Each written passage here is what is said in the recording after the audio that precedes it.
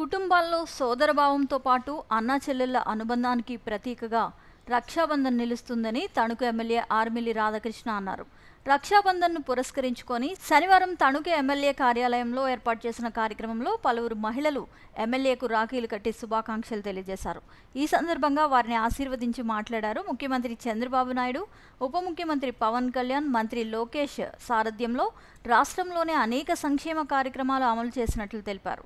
ప్రతి కుటుంబంలో పెద్దన్నయ్యగా పెద్ద కొడుకుల సంక్షేమ కార్యక్రమాలు, ముఖ్యంగా తల్లికి వందనం పథకంతో పాటు మహిళలకు ఉచిత బస్సు పథకం ఆగస్టు 15 నుంచి ప్రారంభిస్తున్నట్లు గుర్తు చేస్తున్నామన్నారు.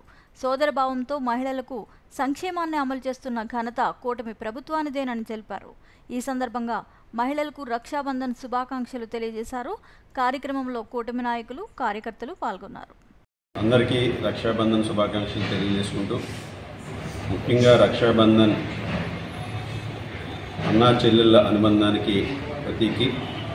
రోజు అందరూ కూడా ప్రేమ, అన్యోన్యత, అదేవిధంగా సోదర సోదరీభావంతో ఉండే విధంగా ఈ రక్షాబంధన్ ప్రతి ఒక్కరిలోనూ కూడా ఒక ప్రత్యేకమైనటువంటి స్థానాన్ని పొందడం జరిగింది. దీని ద్వారా కుటుంబాల్లో ఉన్నటువంటి ఈరోజు సోదరభావాన్ని పెంపొందించే విధంగా, అదేవిధంగా కుటుంబాలన్నీ కూడా ఐక్యతగా ఉండే విధంగా ఈ రక్షాబంధన్ ఒక ప్రేరణిస్తుందనడం ఎటువంటి సందేహం లేదు.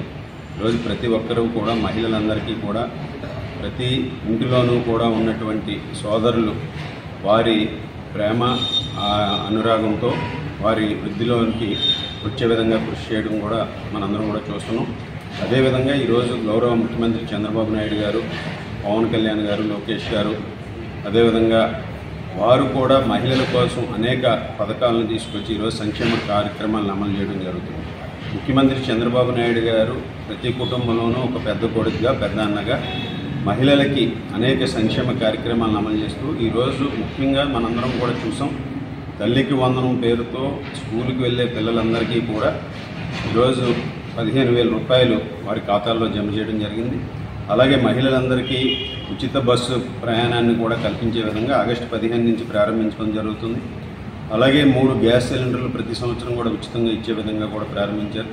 ఈ విధంగా మహిళలందరికీ కూడా ఒక అన్నగా నిలబడి ఈరోజు ఒక సోదరభావంతో మహిళల సంక్షేమానికి కృషి చేస్తున్నటువంటి నాయకులు చంద్రబాబు నాయుడు గారు, కూటమి ప్రభుత్వాన్ని సందర్భంగా తెలియజేసుకుంటూ ఈరోజు ప్రతి ఒక్కరూ కూడా ఆయురారోగ్య ఐశ్వర్యాలతో ఉండాలని మనస్ఫూర్తిగా కోరుకుంటూ మహిళలందరికీ కూడా మరొకసారి రక్షాబంధన్ శుభాకాంక్షలు తెలియజేసుకుంటాం.